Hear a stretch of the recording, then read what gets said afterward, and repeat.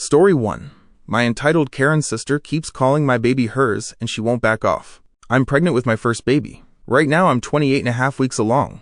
When my husband and I found out, we only told our parents at first. We planned to let everyone else know after the first trimester, because we just wanted to be extra careful since it's our first time and we're both private people. My older sister got really mad that I didn't tell her right away, but she didn't say anything directly to me or show it. I actually heard it from my mom. Apparently, she thought that since she's the oldest, she should have been told first too. It wasn't until we went out for a sister breakfast with my other sisters that she started saying things like, "So-and-so think you're pregnant," or "It's been a year since you got married, people are wondering if you're pregnant yet," and stuff like that. I knew exactly what she was trying to do, so I just told her right then, yes, I'm pregnant. Simple as that. Ever since that day, she started saying things like, "How's my baby?" or "How's our baby?" And she says this in front of my husband too. It really bothers both of us, because we know exactly what she's implying. We've both already told her to stop saying that, because it's weird.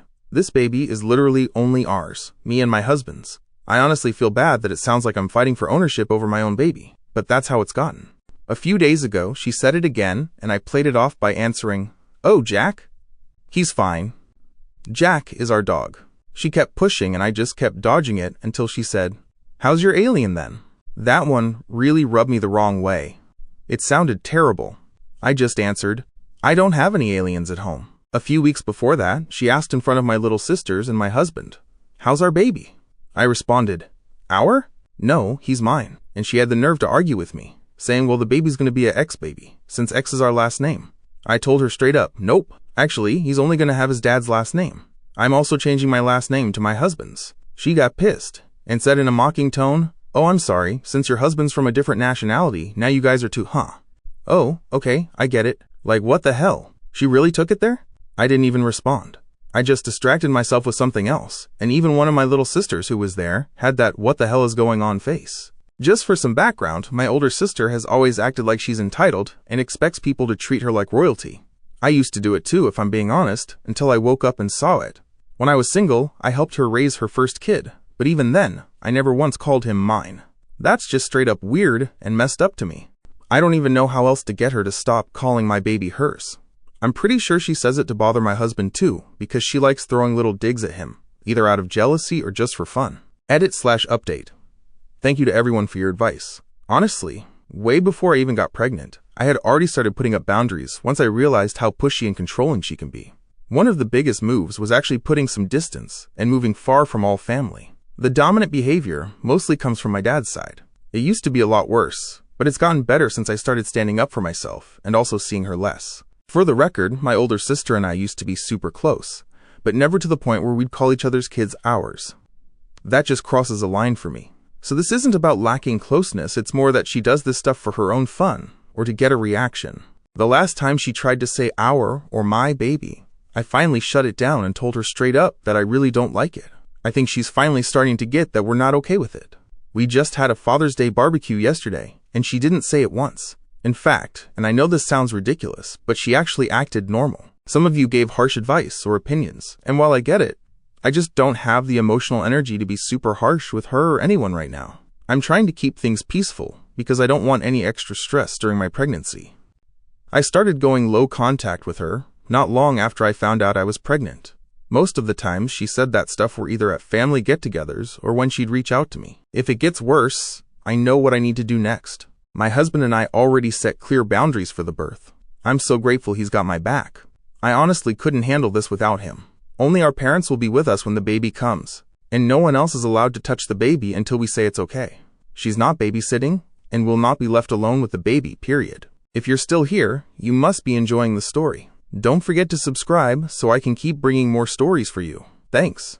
Now on to Story 2. Entitled Cousin wants to use my wedding venue for free right before mine. We're just a few weeks away from the wedding. Everything's already booked, the invitations have been sent out, and then I get a text from my cousin saying, "Hey, any chance I could use your venue earlier that day for my ceremony? We'll be out before your stuff starts." At first I honestly thought she was joking. She wasn't. Her reasoning? It's already decorated, and it's not like we're staying for the reception. When I told her no, which felt like the obvious answer, she called me selfish.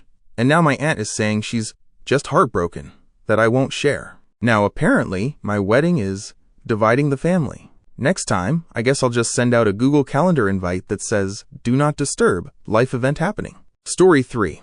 Entitled Karen was mad I wouldn't lend her my apartment while I still lived there. There's this friend of a friend, someone I've only hung out with maybe twice total. Out of nowhere, she texts me asking if she can borrow my apartment for the weekend. At first, I thought she just needed a place to crash for a night or something. But no, she meant borrow it, as in she wanted me to actually leave so she and her boyfriend could have some cute little staycation. Mind you, this is my 400 square foot studio, the place I live in full time. I told her that wasn't going to work, obviously. Her response? "Wow, really?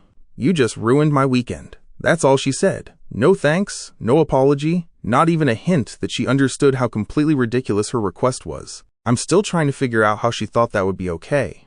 Like, girl, this isn't an Airbnb, and we're barely even friends. Next time she asks for something like that, I'm just gonna suggest the laundry room downstairs. It's kinda cozy if you curl up next to the dryer. If you've made it this far, go ahead and comment, "Laundry room." Let me know you're still watching. Now on to Story 4. Entitled Karen couldn't accept that I budgeted better than her.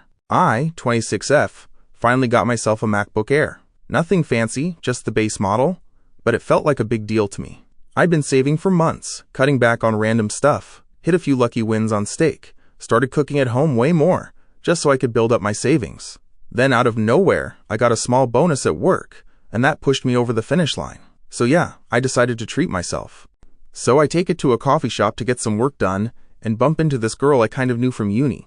We talked for like 5 minutes, and then she spots the MacBook. Without even hesitating, she goes, "Wait, you bought that? On your salary? Must be nice to have rich parents." I just stared at her. Like, seriously? First off, I don't have rich parents. And second, how is that even your business? I just said, "Nah, I just budgeted like an adult," and went back to sipping my iced latte. She rolled her eyes and mumbled something like, "Some people have it easy," before walking away. Some people really can't stand seeing others be proud of themselves, unless they can twist it into some kind of show-off moment. Let me enjoy my shiny new laptop in peace. That's the end of today's stories. If you enjoyed it, please consider subscribing for more. Thanks for sticking around till the end, and I'll see you in the next one. Take care.